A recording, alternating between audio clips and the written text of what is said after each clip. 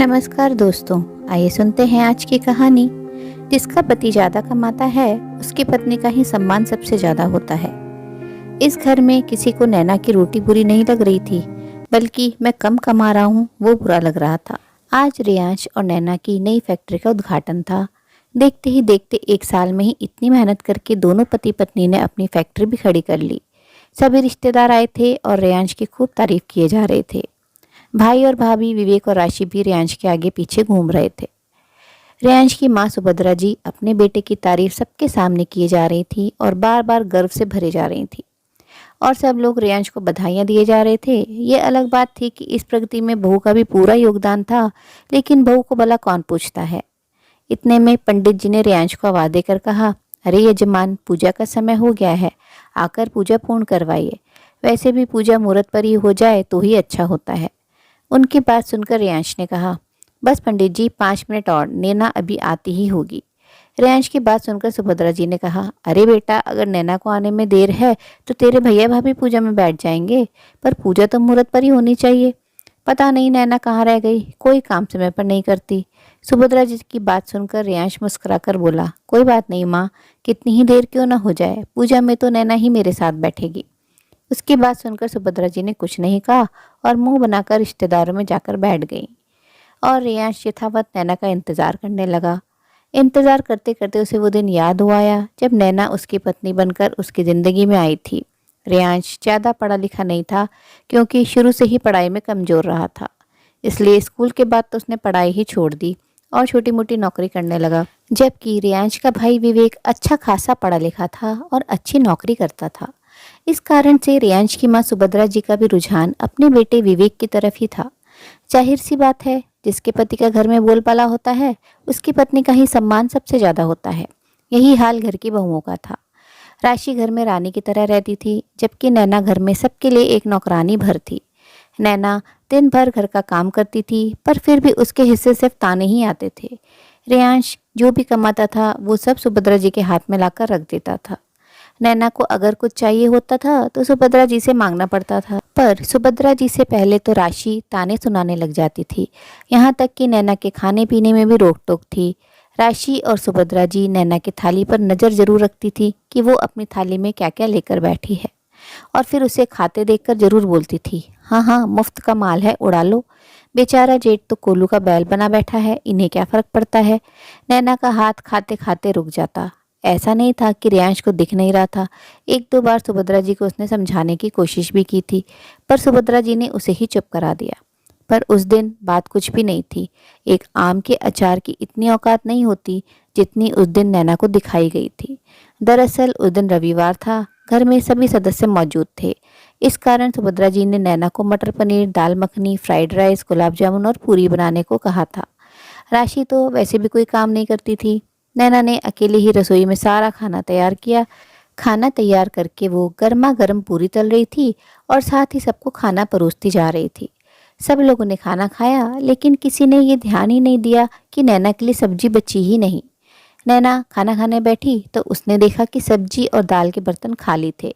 अब वो खाना कैसे खाती? तभी उसे याद आया कि राशि भाभी के मायके से एक दिन पहले ही आम का अचार आया है। तो वो रसोई में से अपने लिए थोड़ा सा आम का अचार निकाल कर ले आई और उसी के साथ पूरी खाने लगी। उसे खाना खाते देखकर राशि ने चिल्लाना शुरू कर दिया, किससे पूछकर तुमने आम का अचार निकाला? ये मेरे मायके वालों ने मेरे लिए भेजा है। इतने ही आम के अचार का शौक है तो अपने मायके वालों को बोलो। राशि की बात सुनकर नैना की आंखों में आंसू आ गए। भाभी, सब्जी खत्म हो गई थी इसलिए मैंने अचार निकाला, मैंने तो अभी तक खाना भी नहीं खाया। तो तेरे खाने की जिम्मेदारी हमारी है क्या? घर में रख रखा है, तुम्हारे खर्चे उठा रहे हैं, तो तुम लोग तो सिर पर चढ़कर नाचने लगे हो। राशि अभी भी चिल्ला रही थी। उसकी आवाज़ सुनकर घर में से बाकी सदस्य भी निकलकर बाहर आ गए। सुभद्रा जी ने भी राशि का पक्ष लेते हुए कहा, छोटी बहू, शर्म नहीं आती तुझे? अरे एक आम के अचार की क्या औकात होती है जो तूने उसकी चोरी की? पता नहीं घर में से क्या क्या चुराती होगी। बस माँ जी, बहुत बोल दिया आपने, नैना ने लगभग चिल्लाते हुए कहा। नैना के चिल्लाने की आवाज़ से कुछ पल के लिए माहौल बिल्कुल शांत हो गया। फिर राशि गरजते हुए बोली, तेरी इतनी हिम्मत कि तू हम पर चिल्ला रही है, हमारा खाती है और हमें ही सुना रही है। कहते हुए राशि थप्पड़ मारने के लिए नैना की तरफ बढ़ी तो उसने उसका हाथ पकड़कर मोड़ दिया। हाथ इतनी जोर से मोड़ा कि राशि की चीख निकल गई। यह देखकर सुभद्रा जी चिल्लाई, रेयांश, तेरी पत्नी को धक्के देकर बाहर निकाल, अब यह इस घर में रहने लायक नहीं है। ठीक है माँ, जैसी आपकी मर्जी। रेयांश इतना कहते ही राशि और सुभद्रा जी कुटिल मुस्कान के साथ मुस्कुराई। नैना रेयांश की तरफ देखने लगी। रेयांश अंदर कमरे में गया, अपना और नैना का सामान पैक कर कुछ देर बाद बाहर आया और नैना का हाथ पकड़ते हुए घर के बाहर निकलने लगा। इतने में सुभद्रा जी बोली, अरे तू कहाँ जा रहा है? बस माँ, और कितना बर्दाश्त करवाओगी?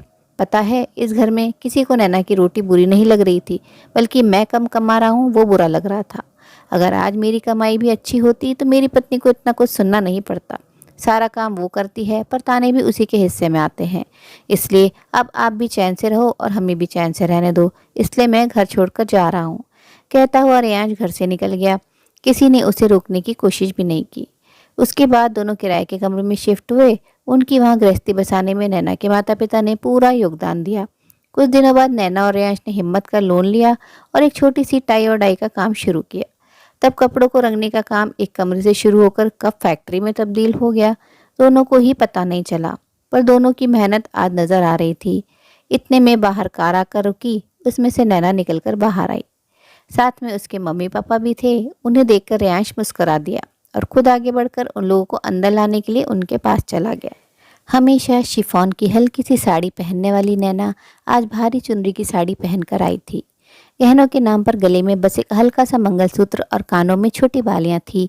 हाथों में लाख की चूड़ियां पहने हुए थी, पर फिर भी बहुत सुंदर लग रही थी। नैना को इस तरह देखकर और रेयांश को उसके माता पिता का इस तरह सम्मान करते देखकर राशि सुभद्रा जी के पास आकर बोली, देखा माँ जी, आपने अपने माता पिता को तो अपने साथ लेकर आई है और आपको भेज दिया रिश्तेदारों के साथ, यही सम्मान है आपका? उसकी बात सुनकर सुभद्रा जी बोली, हाँ देख रही हूँ बहू, पर अब इतने लोगों के बीच में क्या बोलूँ? कितना ही सम्मान कर लो, रहेगा तो मेरा स्थान ही ऊंचा, आखिर उसके पति को मैंने जना है। रेयांश और नैना हवन में बैठ गए और महज आधे घंटे में पूजा संपन्न हो गई। हवन पूजन के बाद भोजन की व्यवस्था वहीं की गई थी। सभी रिश्तेदारों ने भोजन का भी लुत्फ उठाया। खुद रेयांश और नैना ने उसके माता पिता को बिठाकर अपने हाथों से खाना परोसा और उन्हें खिला पिलाकर उन्हें अपने एक दोस्त के साथ उसकी कार से घर पर रवाना कर दिया। पर जाने से पहले नैना की माँ के लिए एक सुंदर सी साड़ी और उसके पिता के लिए एक शॉल जरूर गिफ्ट की। यह सब देखकर तो सुभद्रा जी और ज्यादा जल भुन गई। कई रिश्तेदार तो वहां से चलते बने। अब फैक्ट्री में रह गए रेयांश, नैना, सुभद्रा जी, राशि और विवेक। राशि ने मौका देखकर ताना मारा, लो भाई, देवरानी तो बनी महारानी, अपने माता पिता को ही पूछ रही है, सास को तो पूछना ही भूल गई। सच कहा है किसी ने, खुद के माता पिता के लिए ही जी दुखता है, सास ससुर को कौन पूछे। इतने में सुभद्रा जी ने भी कहा, बेटी के घर से कौन माता पिता गिफ्ट लेकर जाता है, इतना भी नहीं पता तेरे माता पिता को? मेरे बेटे का फालतू का खर्चा करवा दिया। अपने माता पिता को देने के लिए तो तेरे पास सब कुछ है, यहीं तेरी सास जेठानी खड़ी हैं, उन्हें तो अभी तक तूने कुछ भी नहीं दिया। यह सुनकर नैना मुस्कुराई और एक बैग लेकर आई। उसमें से एक साड़ी निकालकर सुभद्रा जी को दी और एक साड़ी निकालकर राशि को पकड़ाते हुए बोली, ये आप लोगों का गिफ्ट है। साड़ी को उलट पुलट कर देखने के बाद राशि बोली, बस एक साड़ी? अपनी माँ के बराबर ही हमको दे रही है? अरे हम तेरे ससुराल वाले हैं, हमारे लिए तो इससे ज़्यादा बनता है। जी बिल्कुल, आपके लिए इससे ज़्यादा ही बनता है, मैं तो भूल ही गई थी, रुकिए जरा। कहकर नैना अंदर गई और ऑफिस में से एक बड़ा सा बॉक्स निकाल कर ले आई। यह आपके लिए जेठानी जी, ये आप रखिए। नैना ने राशि को बॉक्स पकड़ाया। वो काफ़ी वजनदार था, उससे रहा नहीं गया तो उसने उसी समय उस बॉक्स को खोला। उसमें एक मर्तबान रखा हुआ था। उसे निकाल कर देखा तो उसमें आम का अचार रखा था। राशि और सुभद्रा जी हैरानी से नैना और रेयांश की तरफ देख रहे थे। तब रेयांश ने कहा, माँ, हैरानी से क्या देख रही हो? यह तो वही आम का अचार है ना जिसके लिए हमें हमारी औकात बताई थी। यह आपके लिए हमसे ज़्यादा कीमती था, इसलिए इससे महंगी चीज़ तो और क्या हो सकती थी। आखिर इसी के लिए तो आपने नैना को चोर साबित किया था, तो आपको यही लौटा रहे हैं। कहते हुए रेयांश ने हाथ जोड़ लिए। सुभद्रा जी कुछ कह ना पाई और राशि और विवेक के साथ अपना सा मुंह लेकर वहां से रवाना हो गई। जब रिश्तों में भेदभाव आ जाता है और यहाँ तक कि घर के बड़े भी पक्षपातपूर्ण रवैया रखते हैं तो घर का टूटना तय है। अपने ही दो बच्चों के लिए एक माँ दो नजरिए रखती है तो यह बहुत दुखद होता है। जब राशि और सुभद्रा जी ने अपनी सारी सीमाएं लांघकर नैना पर झूठा चोरी का आरोप लगाया तो इस व्यवहार ने नैना के साथ रेयांश को भी इतना अपमानित कर दिया कि उनके पास घर छोड़कर जाने के अलावा कोई विकल्प नहीं बचा था। उम्मीद है कहानी पसंद आई होगी। कहानी से अगर कोई संदेश मिला हो तो अपने विचार कमेंट बॉक्स में ज़रूर साझा करें और अपने मित्रों और प्रियजनों के साथ भी शेयर ज़रूर करें।